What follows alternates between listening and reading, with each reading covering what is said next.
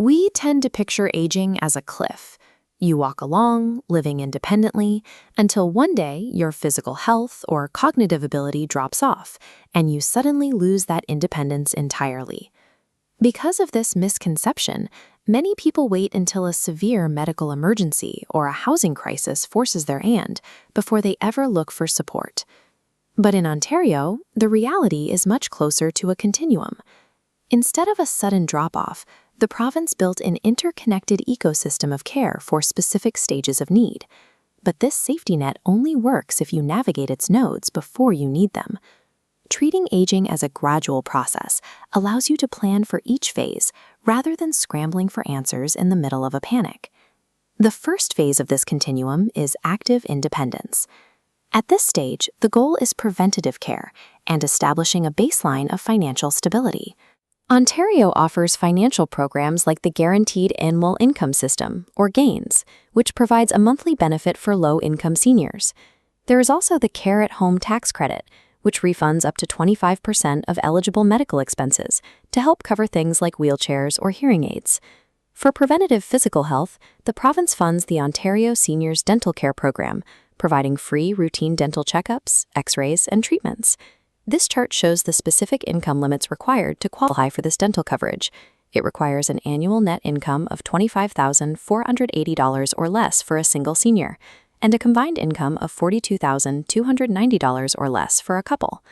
To maintain social engagement, Seniors Active Living Centers operate over 300 locations across the province, offering fitness classes, workshops, and travel groups. By securing these financial, physical, and social pillars, seniors can address minor challenges early and keep them from compounding into major emergencies. Eventually, daily tasks like cleaning, cooking, or bathing may become difficult. This marks the transition into supported independence, where living at home is still very possible, but requires logistical backup. This is where Ontario Health at Home steps in. They act as the central coordinator for in-home nursing, personal care, and therapy. When meal preparation becomes a physical strain, community organizations step in. Programs like Meals on Wheels deliver hot, nutritious food directly to a senior's door, providing a lifeline that ensures daily dietary needs are met without the stress of cooking. To prevent falls and injuries, the Home and Vehicle Modification Program helps cover the cost of installing ramps, grab bars, and accessible showers. The goal here is adaptation.